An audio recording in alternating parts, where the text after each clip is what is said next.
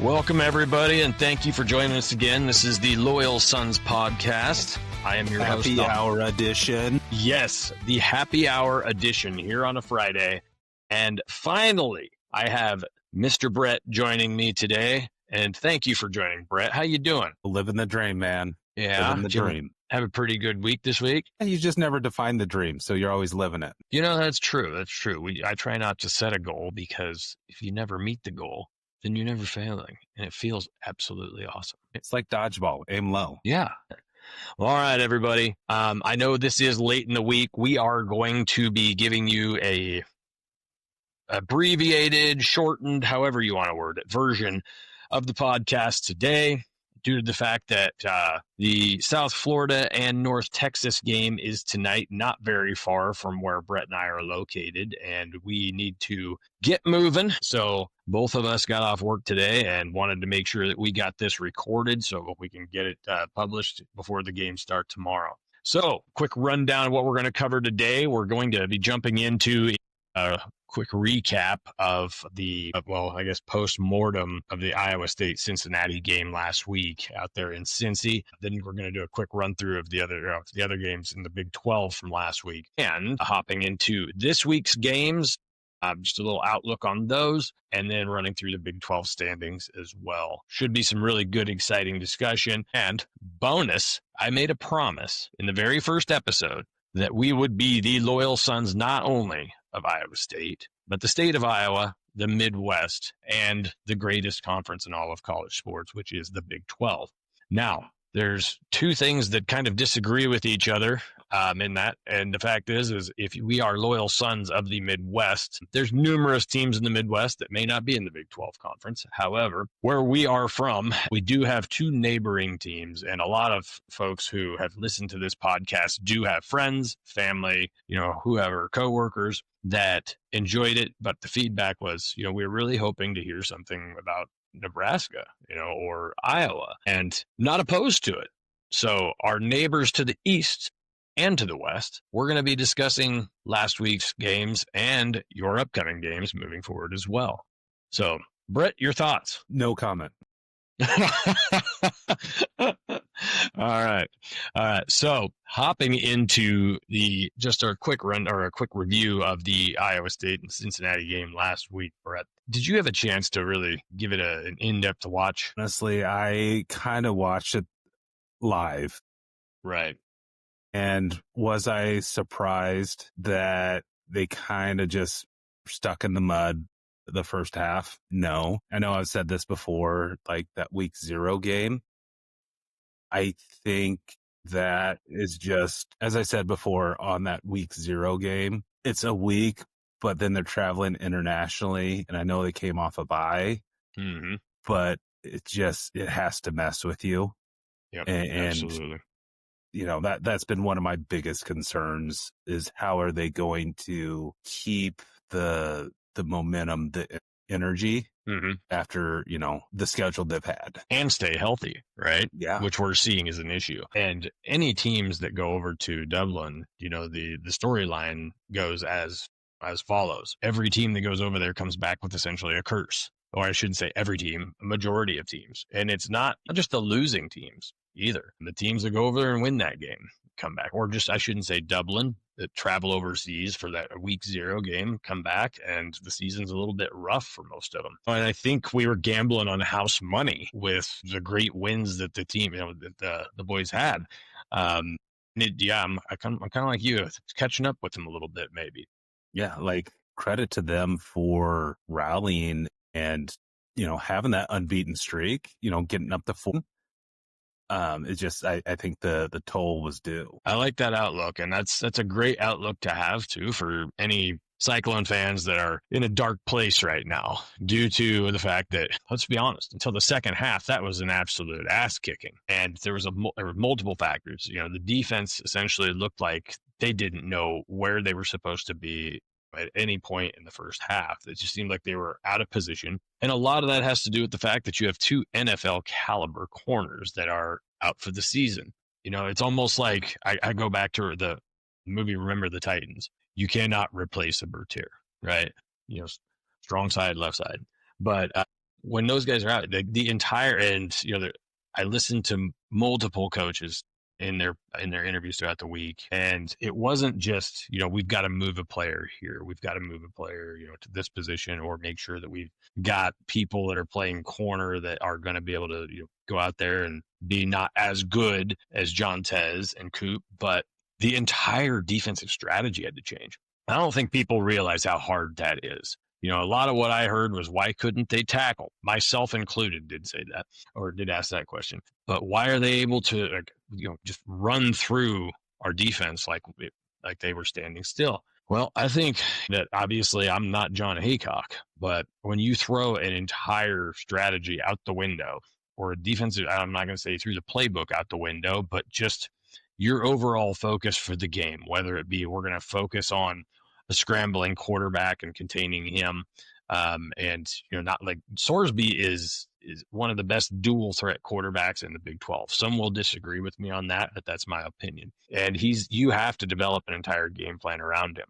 When you do that, you leave yourself open and vulnerable to the run in most cases. Now, on top of it, we've got 2 lockdown corners that aren't there. Like, I'm not surprised that if they were able to stop the run, the pass was going to be given up. Something had to give. Well, and you probably recognize it better than I do. Like, you're always calling out like what the play is going to be, and I'm like, shiny football, run it, pass it. Yeah, I think the defense did what they could with what they had. Again, you're going up against Brendan Sorsby, who the guy is a serious dual threat. He's hard to contain, and when you got their running back stable was having a day. I don't think that they are just average backs either. I'm not going to sit here and say that they're top of the Big 12, but they're good enough. And the offense in the second half really got it together. Rocco had that scare with a near concussion.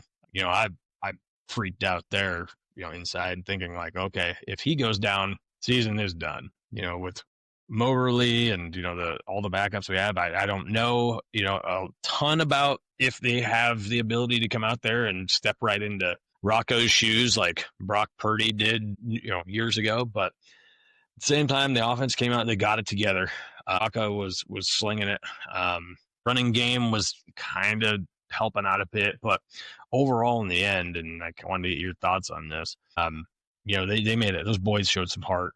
They really grinded it out, got back in that. And I don't know, it seemed like Cincinnati's offensive strategy in the second half was completely different than the first. And the fact that they were just aggressive as hell. And I don't really think it was anything like we were doing anything significantly different to stop the run.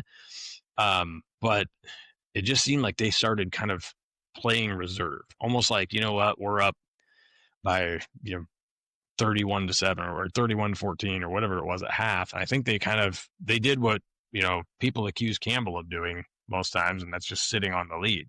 Anyways, the boy, good. You can't blame them. Like, no. They pretty much did what they wanted to do, and it was, let's just hold them off, let them use the energy. Rocco is going to be gritty and try to pull the team. God, that guy's to the win. Man.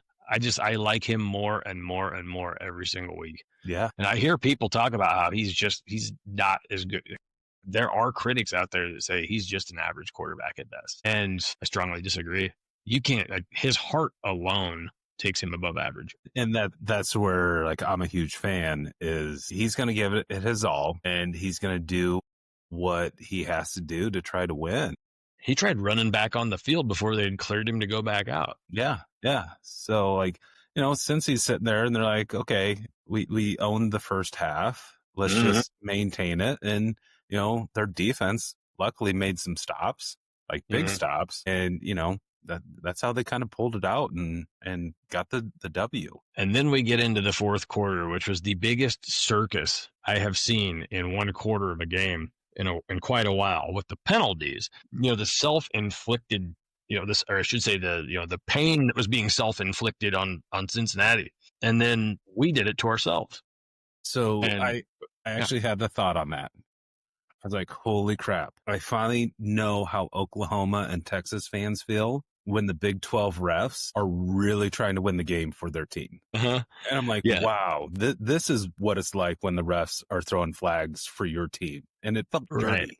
And I know that there's a couple Cincy fans that listen to the podcast, so I will flat out say it. There was a couple calls that, like, right away, I was like, like, there was like a pass interference call, like that was not pass interference. Yeah, there was multiple. I'm like, their lineman being downfield like multiple times within 2 drives. And the one guy, I think it was the center, the dude went to do like the swim move, to beat all swim moves, and it just happened to be the guy that he was going to swim went the other way, so he swam just nothing but air and fell 3 or 4 yards forward, and it technically was a lineman downfield. It felt so bad for him. But anyways, it came down to the end of the game where, truly, man, I think the boys did have it. They could have come back, but our clock management screwed us big time. I'm nobody to criticize the coaching of Matt Campbell or our offensive and defensive coordinator, but it's one of those where when it comes down to clock management, there was just so many decisions made when we got down within 4 or 5 minutes that I was screaming at the television. The boys were just like, we were down by 2 scores. We're driving down the field, and since there's no urgency in the play calling, the players don't get a sense of urgency as well. But yeah, regardless, the game ended the way it ended. The boys fought. They came back, and you know what? I was proud of them. They could have laid down at halftime, said, you know what, let's just go out and get through it and get on the bus and get here. But they gave it a valiant effort. They showed heart. They showed they wanted it. And let's face it, that's truly what it's about being an Iowa State fan. We've been used to throughout all these years of going to games where, 4 and 8 seasons where, you sure as hell didn't win the game, but they showed a lot of heart and worked their asses off.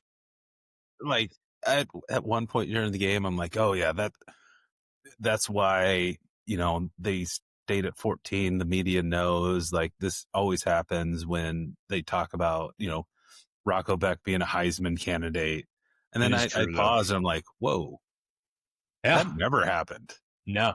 The only Heisman, well, we had 2 people that in my lifetime that were ever in like the same discussion as the word Heisman, and that was Troy Davis and Seneca Wallace. Now, neither one of those teams were really anything close to a playoff caliber. But regardless, going back to, the boys, they take the L. It was a hard L to take, and we also sustained, a few other injuries. So, the other thing I want to throw in is not having a kicker did really hurt us. I'm not going to say we don't have a kicker. I know we've got our walk-on Chase out there, and it's one of those where he's doing what he can. You can't be hard on the guy.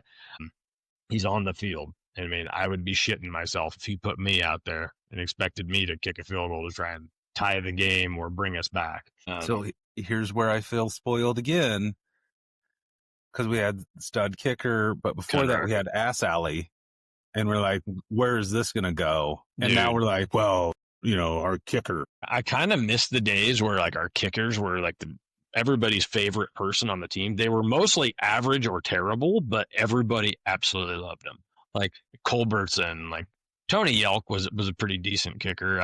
He was obviously he wasn't a place kicker, or he wasn't kicking field goals, but at the same time, I had a chance to hang around Tony back in college, and like freaking awesome guy. Everybody loved our kickers, but yeah, we just all knew like, yeah, you're going to be 50 to 60% at best, right? If you're at 50, we're happy. We're not used to having a Conradi, right? So we got spoiled. Yeah. All right. Boys take the L. Moving on. Going through the rest of the Big 12 games for the week.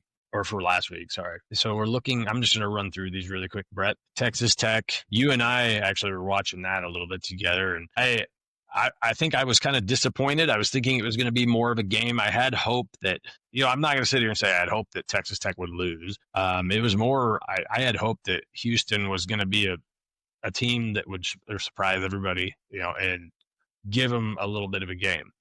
Now, I know it wasn't immediate, it was kind of a delayed stomping, but, 35-11, Texas Tech takes down Houston. Houston is no longer undefeated.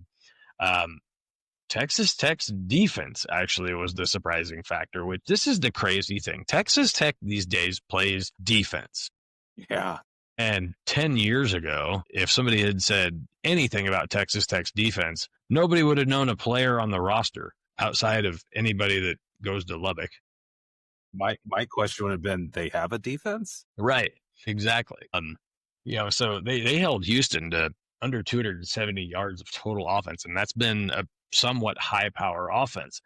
Aaron Morton starting again, which kind of surprised me after he got his ever living ass kicked in. Sorry, Logan's chiming in here. He has his opinion on it as well. He agreed. He agrees. But they put him back out there. He ended up passing for 345 yards, I think it was, and he was scrambling around all game. He's a gamer. TCU takes down Colorado 35-21. You and I were kind of keeping an eye on that game as well. And Colorado was giving him a game. I think it was just kind of one of those, like, even watching that game, it was like we all knew who was going to win. It was going to be one of those where, like, TCU was going to pull away late. I think everybody knew it. I'm not going to lie. I am not looking forward to going to that game because I don't want the double popped collars talking trash. Yep.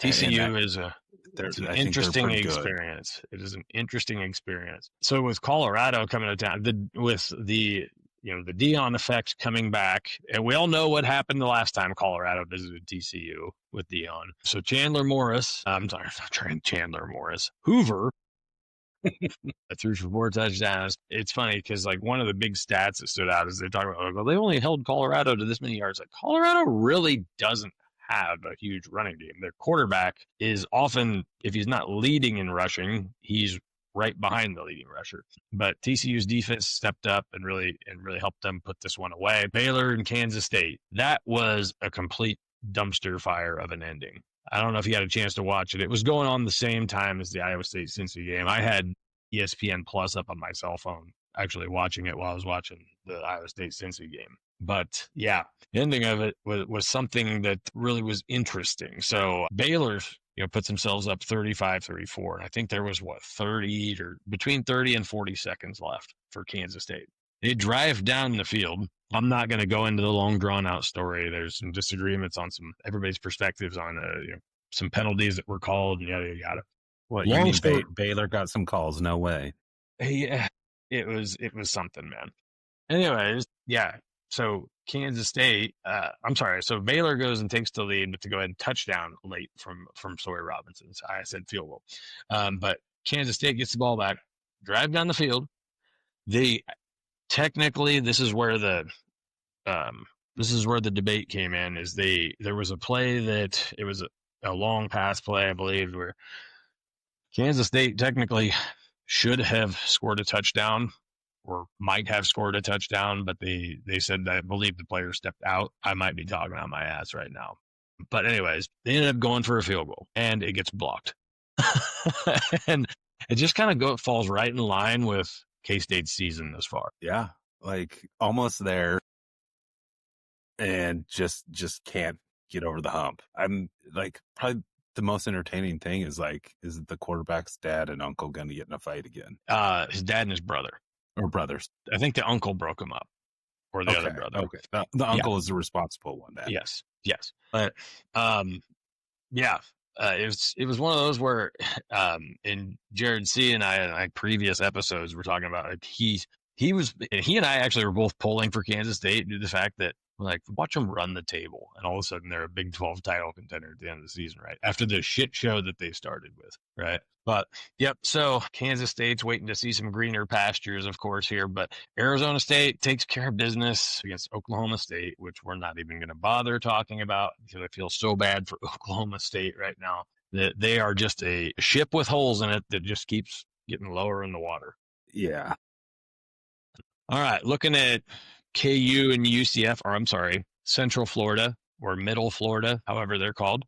Kansas goes down there, and they had to gut it out. It was kind of a wild game, but Kansas kind of took over in the third quarter of the game and put them away. But UCF did put up a fight, so Kansas survives and makes it out of the bounce house with victories. Anyways, to me, you know what the most impressive thing I saw about that game? What's that? I saw actually Kansas fans rooting for their football team and not their basketball team. Like, I was really shocked that there's actually Kansas football fans. I figured they'd all be Kansas State fans. Part of it's because, they had a a trip to Disney World along with a football game that they got to go to. And the bounce house is such a crazy environment. They're like, oh, this is what fans do. Okay.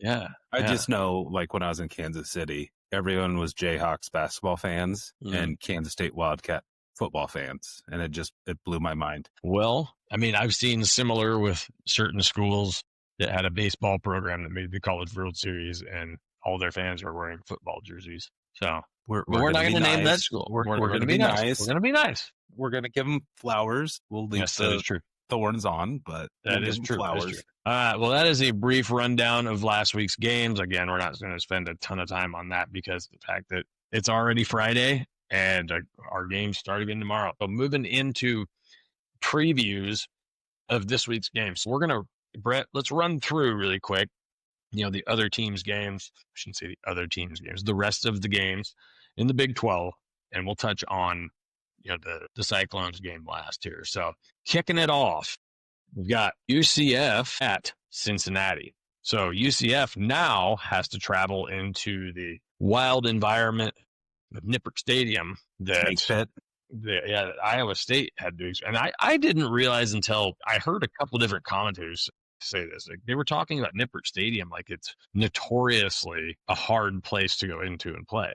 And shame on me, or maybe I'm just completely ignorant. I never knew that Nippert, outside of the years the years where Cincy was a playoff team, that it was that tough of an environment to win in. I think it's because everyone's like dumbfounded that you have chili on spaghetti. Yeah. And when you go into that environment and you see that, you just don't know how to handle it.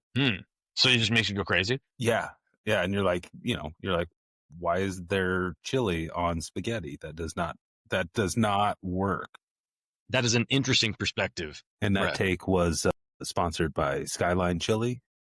I gotta give it to Cincy fans last week. They, holy moly, that stadium was loud. It's great to see their fans passionate, though. It really is. They're going to need it. UCF's coming to town now. Cincinnati, if I recall, is the 10.5-point favorite right now. So we're looking at a 3-2 UCF team. Cincinnati is, after last week's win, is up there as now one of the front runners for Arlington. So Cincinnati, and I looked at their schedule going forward last week, and they have one of the tougher Big 12 schedules remaining, in my opinion. So, overall, Cincinnati's going to have to keep the balanced offense on the field. They're not going to, if UCF figures out a way to shut down the run, then, they could struggle there. But UCF's going to have to force turnovers. They're going to have to control the pace of the game overall. I just don't see them getting that done. No, I'm, like we talked about with the Iowa State game, Sorsby, I'm a big fan of. Yeah. Isn't he also out of Lake Dallas? He is. Just right in this area, so you got to kind of cheer for him a bit. But also, I don't know. I like their program. Mm-hmm. They're scrappy, and I think they've got some to UCF. They have an edge, man. They're playing with a chip on their shoulder. I don't know what chip that is or what it's from, but they're playing it with a chip on their shoulder. And if UCF couldn't, if UCF could not contain Jalen Daniels, Jalen, I always get it wrong, then they're definitely not going to be able to shut down Brendan Sorsby. No. Daniels had 235 yards passing last week. Now granted, they did contain him. I will say, I think it was like he had less than 30 yards rushing for Daniels, and that's pretty damn low. So that's impressive. So maybe they will be able to make an impact there. I don't see it. I think Sorsby is a stronger dual threat than Daniels is this season. Yeah. But I could see Cincinnati covering this. Do you agree or disagree? I think they'll win by 2 scores. Yeah, I agree. I think they'll put them on them, and then kind of like Iowa State. Maybe that's their secret sauce. Get out ahead, maintain, and hold on and have some good defensive stands. God help any team that takes a first half punch in the gut like Iowa State did last weekend, because it would be really easy for any team after going through a first quarter and a half like that just to say, all right, get on the bus. Let's just let it be 70-7 and we'll get out of here. All right, Houston at Oklahoma State. Probably going to be one of the least talked about games in all of media in the Big 12. Houston coming off, their first loss of the season, not shockingly, since, the Texas Tech, since the Red Raiders, which are the Big 12 front runner right now, Jared and I have, I think, differing perspectives on Texas Tech. I see them as truly the team that we all kind of, I don't know, any other Big 12 team hoped they wouldn't be, and they're turning into that team. Jared thinks that they're vulnerable, in summary. And he thinks that they are going to stumble. Well, they haven't yet. Regardless, we're going back to this Houston-Oklahoma game. Houston is a 14.5-point favorite right now. Their offense has been really good. OSU, what do you say? You could say their defense has got to do something to stop them. They're going to need to do something to get turnover. The list is extremely long for what Oklahoma State's going to have to do to even have a shot in this game, I think. So, I think the only way this will be a game or even close is if for some reason Oklahoma State said, you know what, this year we're circling Houston. That is our game. It's a home game. Is it homecoming? Might be. Yeah. And they're like, we're going to play lights out. We're going to let all the paddles bang against the pads, and we're only going to get beat by 15 points. Yep. And then all of our fans are going to go take over Eskimo Joe's. Yeah. Well, after they rush the field for only getting beat by 15. Sure. Next game up, TCU is at Kansas State. So Horned Frogs are heading to Manhattan. TCU is a 1.5-point favorite. This always seems to be an interesting game. And it always, this maybe my memory is deceiving me here, but it seems to me, if I recall throughout the years that these two teams have faced off, that you can't really predict, or you can sit here and say one team's the better team, but that's not always the case in who wins between these two. I think home game for Kansas State, they've, had their struggles. I got this feeling that Kansas State's going to come out and just kind of dominate it. It's very possible. I mean, you got a 1.5-point spread, which is essentially not a spread at all. TCU runs very much a tempo offense, and Kansas State's defense can disrupt that. And you think back about their history. I mean, dude, Big 12 championship game. TCU came in there, and they were undefeated going into that Big 12. And Kansas State walks in there, and just like always happens between those two teams, comes in there and beats them for the Big 12 championship, right? Well, they seem to slow the game down, which for some reason, whenever they play, that throws TCU off. And I think that's just what Kansas State's going to do is grind it and make it a horrible game to watch. Yeah, if you can get Hoover out of his rhythm. Yeah, I think Kansas State will pull it out. I feel like I'm going to disagree with you. I think it's going to be a close game. Either way, you're going to we're agreeing, but we're just disagreeing on what the last two drives of the game are going to be. I think TCU might win this one, but it's going to be, like I said, within the last 5 minutes of the game. Texas Tech is at home. Kansas is visiting Texas Tech. So the Jayhawks are headed out to Lubbock. Was talking Flying with tortillas. Yeah. Exactly.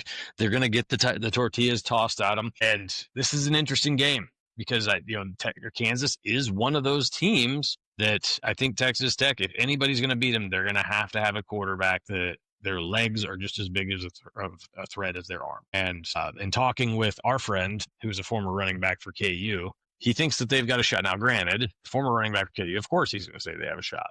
But his thoughts on the game made a lot of sense. And it's just the fact that they haven't come up against a quarterback. You can maybe say that Utah gave him somewhat of that scenario, but I also there's varying thoughts on Utah's offense right now. But Daniels, we've seen him do it to us and numerous other teams, just hasn't been consistent. If he comes out and gets in a rhythm and is able to run around and just go crazy like we've seen him do, they've got a shot. If he's in that rhythm, they've always got a shot. No, it's if he's in the rhythm. But regardless, Texas Tech remains a 14.5-point favorite, which is also very realistic with their offense. So I don't know. This is almost one of those where you don't want to pick. I don't even know if I'd touch it. I can tell you this. I think that Kansas has a shot to give them a game down to the wire. I just keep having memory or flashbacks to that Missouri game. And they get into the fourth quarter and the team starts the Texas Tech's defense starts to figure out, okay, this is what we got to do to stop Jalen Daniels.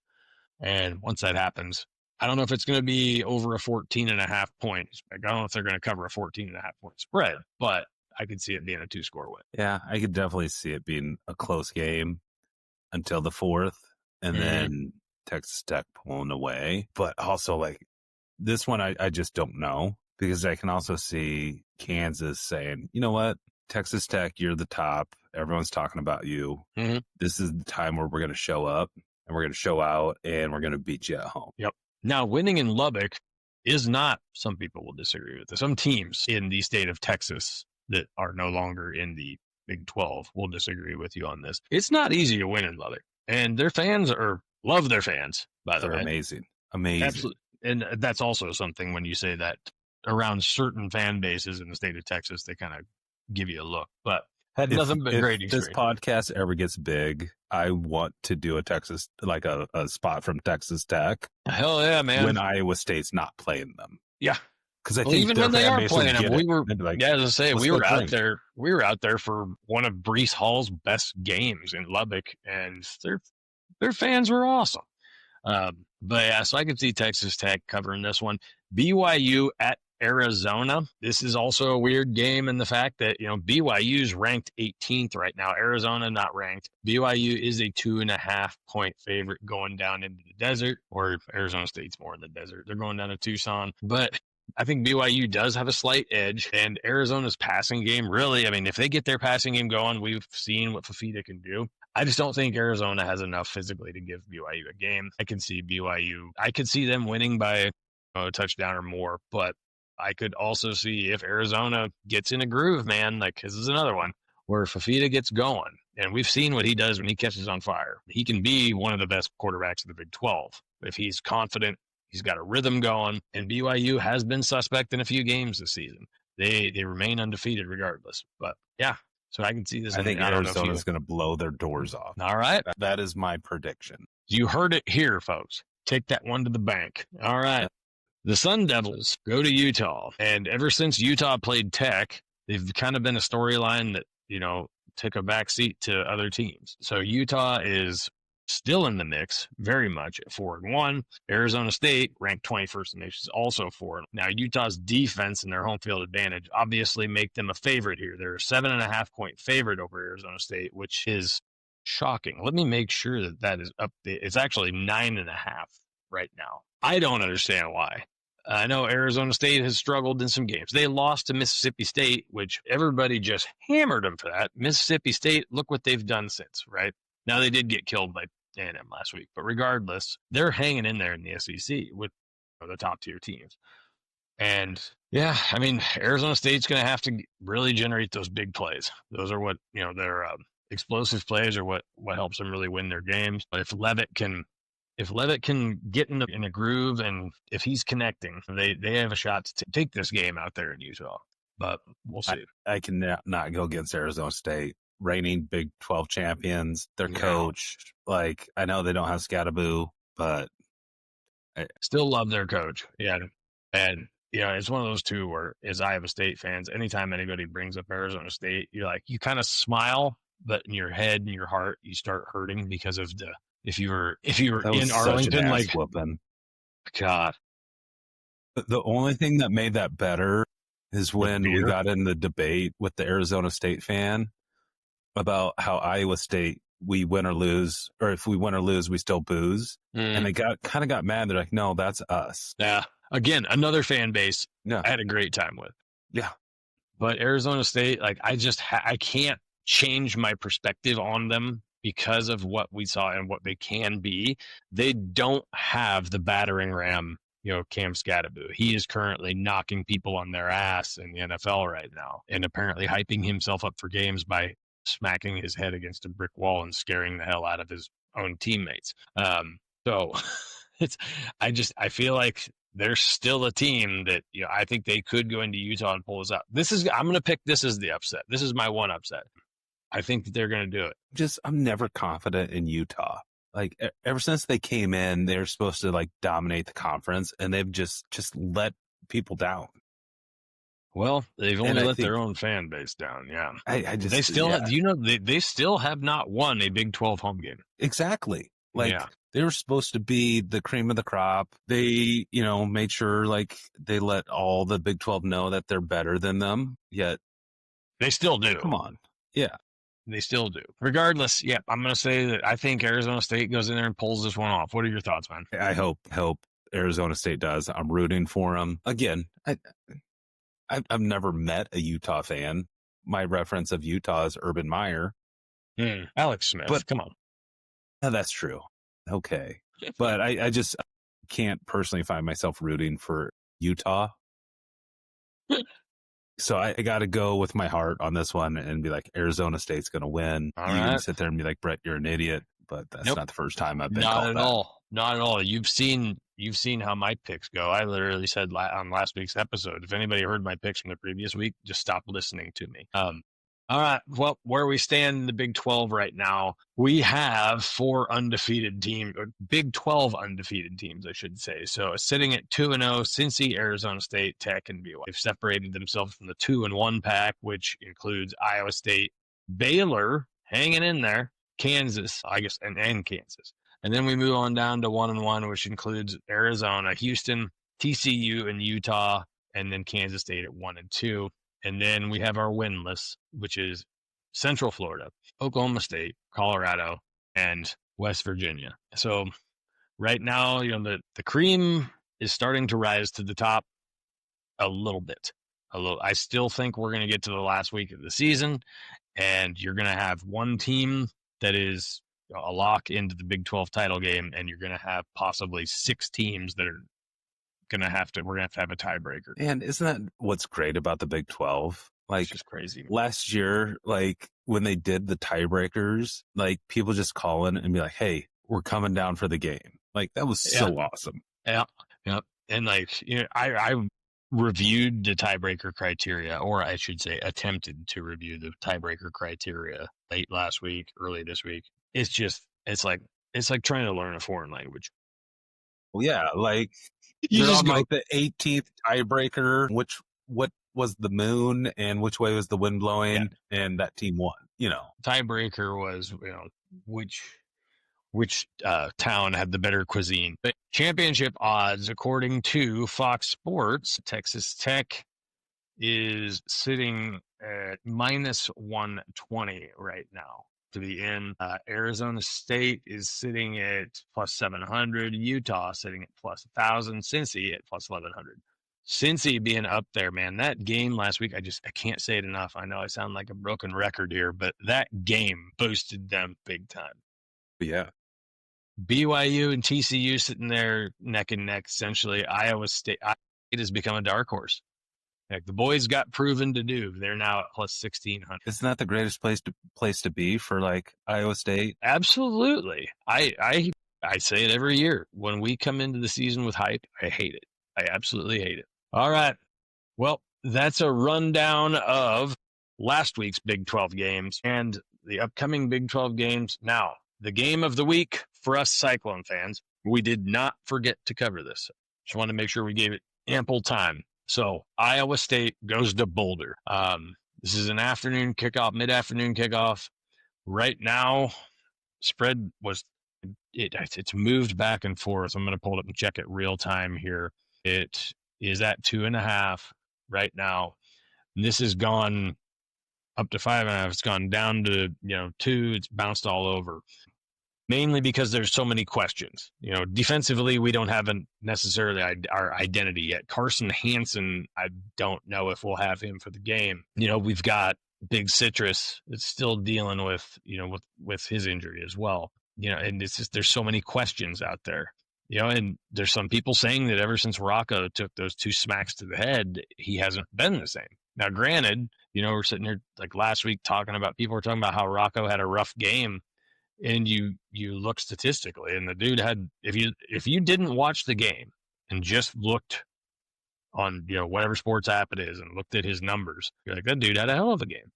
So all these questions out there, and then you add the fact we're going to Boulder, right? And outside of that gap between or before Dion and about 5 years or 6 years before that, Boulder's always been a tough place to play. Yeah, they had their dark days for a bit where you'd watch a game on there and they were a 1 or 2 win team, and there was 2,000 people in the stadium, it looked like. But things are different now. I'm expecting it to be a rowdy crowd. Should be quite a few Iowa State fans there. It's not an extremely long drive across the state of Nebraska. So, and how do you not go to that game if it's that close? Right. Colorado is so beautiful. It is beautiful. And Boulder is, with the mountains in the back, it's an amazing stadium. I've been able to see it firsthand. It's an awesome place. Absolutely gorgeous place to go and watch a game. Yeah, and Colorado, depending on the opposing fan bases you're talking to, some of them see their fan bases, they have very sour views of their fan base. I've never had a bad experience to see, but of course I've only met like a handful of them. Regardless, nothing wrong with being crazy for your team, right? So, yeah. So right now, things we got to look at, Beck's got to be able to stay clean under pressure. Colorado is going to be bringing a lot of blitz, especially if Hansen's not a factor, if Hansen's not in the game and we're only relying on Sama. Sama's more of a bounce outside type back. He doesn't necessarily like to hit the hole. He likes to be a little bit more finesse.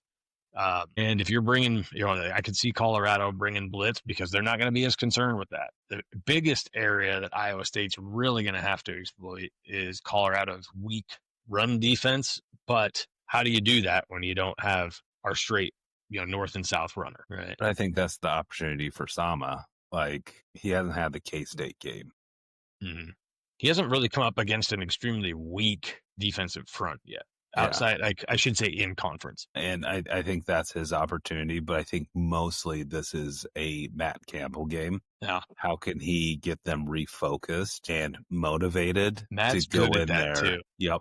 And he's got off the loss. All the hype is gone, and they're in that dark horse area where it's us versus everyone. And I think this is a Matt Campbell master motivator game where, they're banged up, but they're going to come out focused. Defense is going to be playing lights out. Offense is going to be running it down their throat, and Rocco is going to kind of just carve that defense up and leave Boulder with a big win. Yeah, and those are things that could be possible. And Sama, if he gets rolling, man, I mean, we saw it in a snow game against Kansas City. Now, granted, there was a blizzard rolling through Manhattan, which added could that happen in Denver or Boulder? Sorry.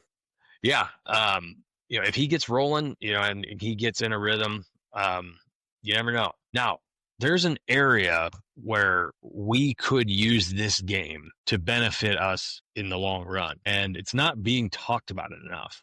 And it's the fact that we've got two corners that are going to be on the field that were not our starters at the beginning of the season, no matter who they are, because after last week, we had, I think we were rotating guys in pretty well, but, regardless, we're going to have guys that are, newer, I shouldn't say newer, less tenured than we had starting the season, less experienced, if you will. And Caden Salter is prone to throwing interceptions. So Caden Salter's thrown 4 on the year. He's got 7 touchdowns and 4 interceptions. His decision-making is questionable, right? I think this is a great game for our young corners to potentially build some confidence, which is huge if they can go in and have what they feel is a lockdown game. Now, granted, it's against a quarterback that's not really seen as a strong quarterback in the conference, but you get a good game under your belt and you build that confidence. That can be huge for you moving forward.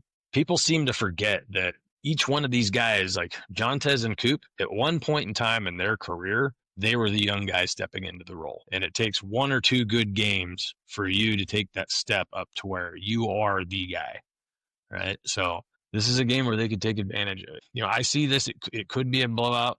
Who knows?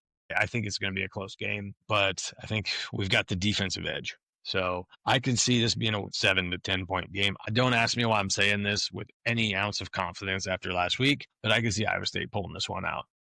Yeah, and how great would it be, like, have that game where your corners have that shutdown, build the confidence going into, BYU, Arizona State, TCU, Kansas. Like, that's a perfect opportunity for them, knowing that you're kind of getting into the teeth of your schedule. Yeah.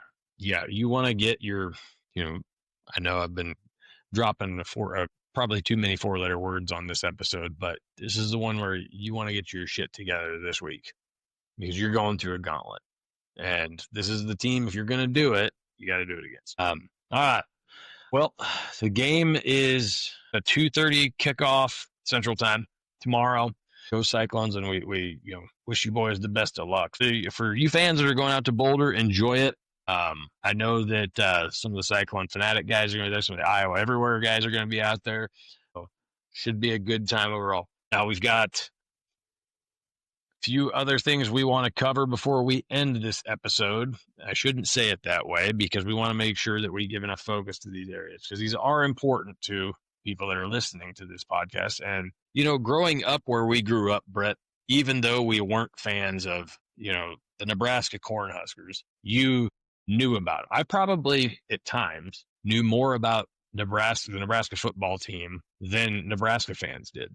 Just because I'm an avid football fan, I'm a football enthusiast. I love the game. I love studying the game. And, we grew up in the days where Nebraska was the team in college football. So the front page news in the Omaha World Herald, it'd be like, some terrible event takes place, and that's second page. Nebraska front page beat Pacific 95-3.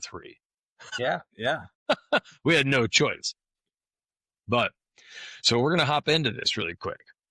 We're going to start off with Nebraska. We're not going to talk about Iowa's recap because they were off and they needed it. But Nebraska takes care of business against Michigan State. I did have a chance to watch some of this game, and it was an exciting game for Nebraska fans, and y'all should be excited about it. The fact that Michigan State is just a team that you don't want to take lightly. You certainly didn't want them, coming in and knocking y'all off right after Michigan did.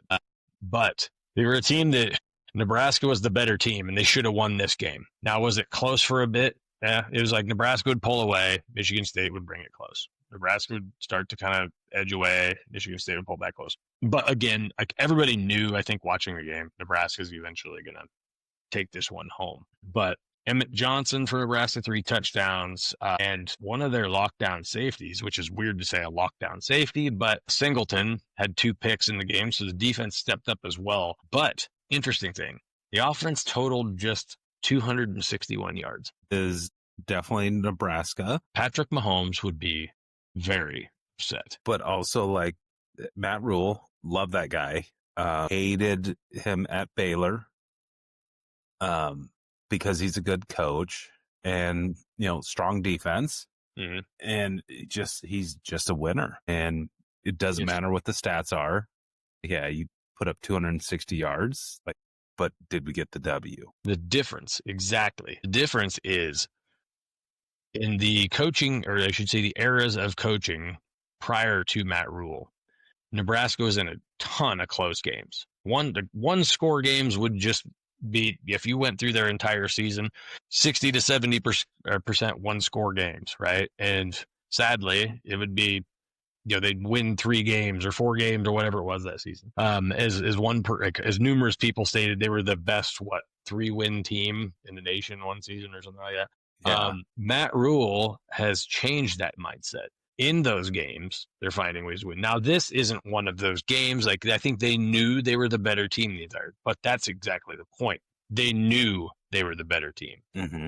You don't see it in their players that they're out there thinking, we've got to do something to try and figure out a way to win this game. They're out there like, they're probably disappointed in themselves. They're not kicking the shit out of Michigan State. Like, I'm about ready to say something that I know is going to haunt me, but it's kind of nice to see Nebraska pulling these out, getting some wins. Mm-hmm. I agree. And not being the Nebraska post national champions. You got inundated. How many trophies do you have?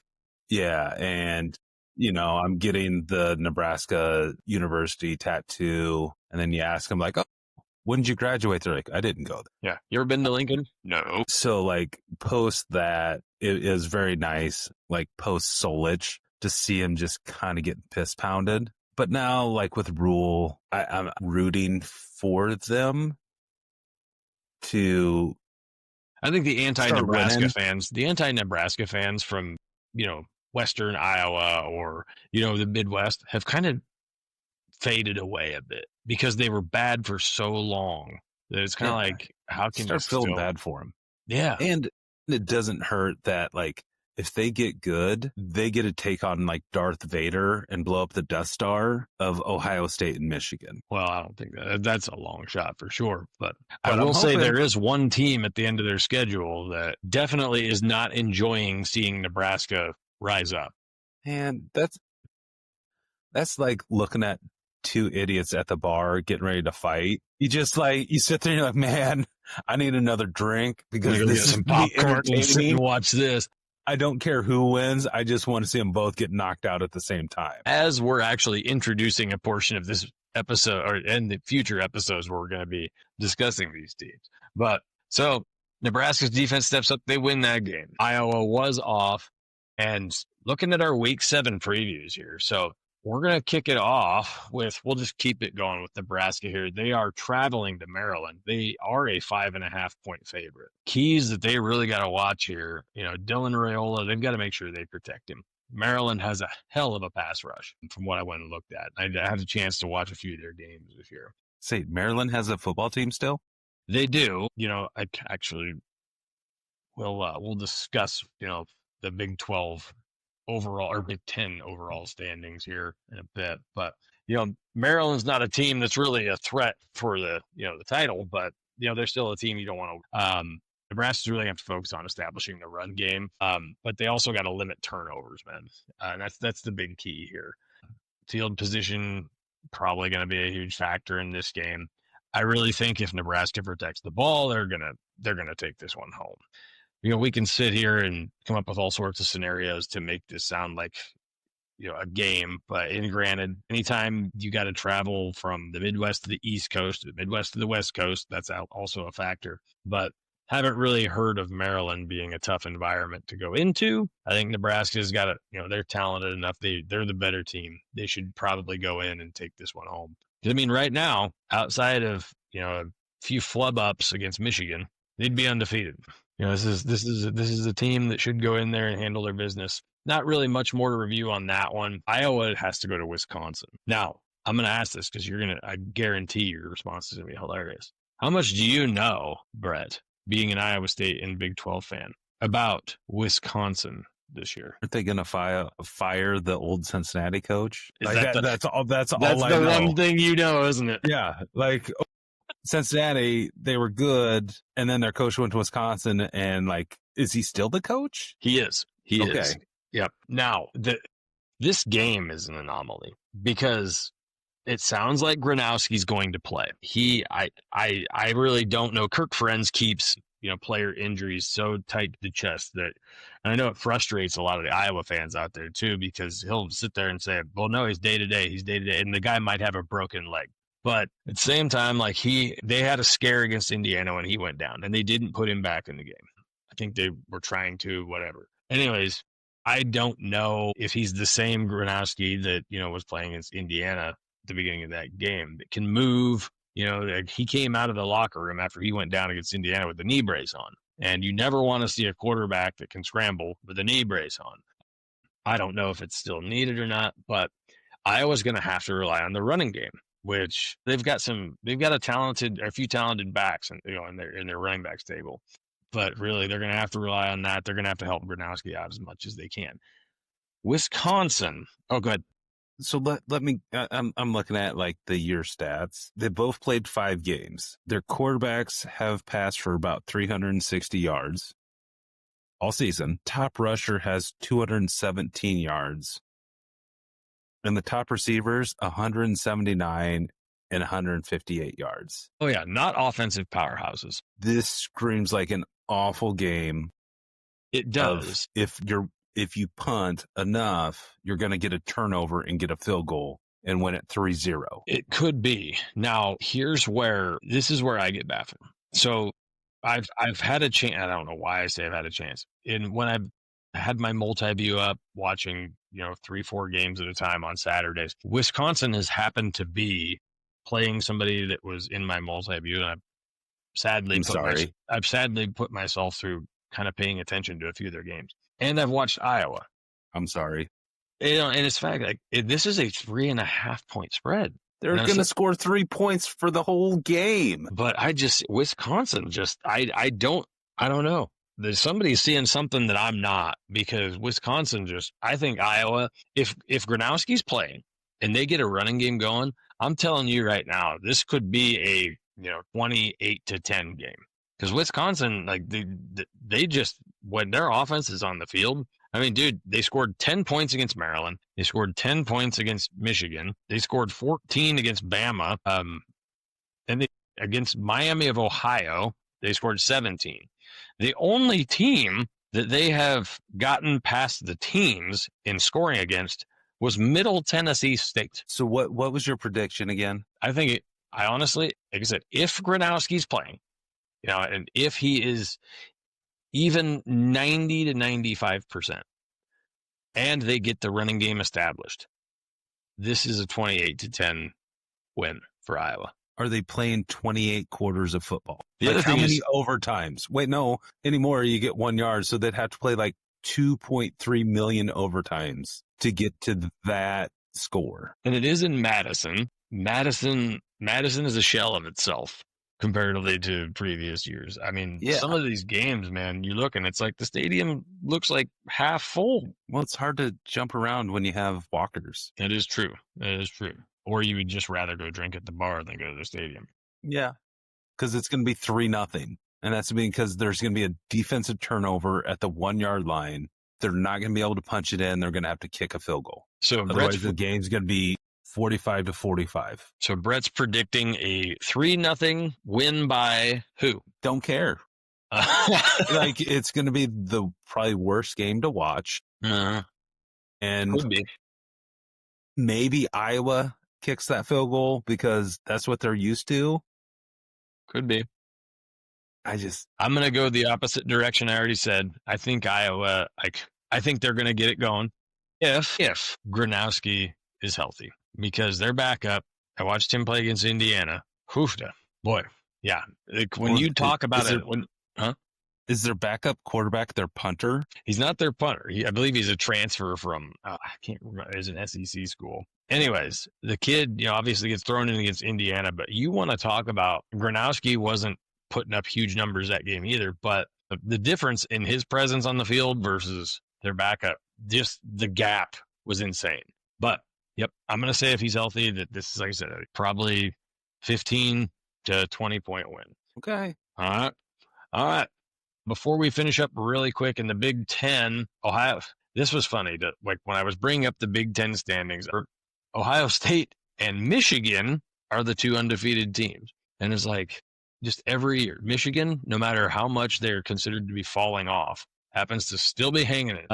Indiana obviously is up there. Illinois is still a contender. USC is stepping up, and Washington. Right now, Washington hasn't, they haven't really played anybody. But you got Iowa and Nebraska right behind there, both with 1-1, conference records. So still very early in the season. The championship odds right now, according to Fox Sports, Ohio State is the favorite, followed by Oregon, then Indiana, then Michigan. There is a big drop-off between Oregon to Indiana. And then not even bigger drop-off from Michigan down to USC, Illinois, Washington, and you continue going on down. So, nothing shocking right now.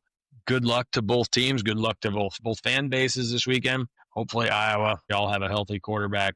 Really hated seeing him go down against Indiana. Trust me, I want to see Iowa win against Wisconsin. I'm just not confident it won't be 3-0 or 2-0. It would be fun to see both of these teams figure out a way to win the rest of their games and then have to face off. Man, those fan bases, the amount of hate extends from Iowa City to Lincoln and from Lincoln back to Iowa City and for anybody who listens to this that has never experienced these two fan bases around each other, you want to see blood or fire in their eyes or wanting blood, however you want to say it. Let both of these teams win the rest of their games and then have to face off at the end of the season. That'll be amazing. I am rooting for that. They're going to have to get two drunk guys at the bars fighting each other and knocking each other out at the same time. Well, and that's going to be at every bar if that happens. Oh, yeah. All right. Well, Brett, before we close out, because we went longer than we were supposed to, but any final thoughts? I really hope Campbell gets them focused, come in, because they got the gauntlet, like, use this week to get that momentum and carry it in. I want to go to Jerry World again, see him win that Big 12 championship. Funny, man. I think about this. This was something that, God, 10, 15 years ago, I'm like probably 15-ish years ago, maybe longer than that, ago in my life. As a Chiefs fan, lifelong Chiefs fan, lifelong Iowa State fan, I remember saying to somebody that if Iowa State won a conference championship, I don't know if we were Big 8 or Big 12, and the Chiefs won the Super Bowl, I could die a happy man. Now, I was very young at that point. Obviously, I aspire to do a lot more now, or see a lot more now.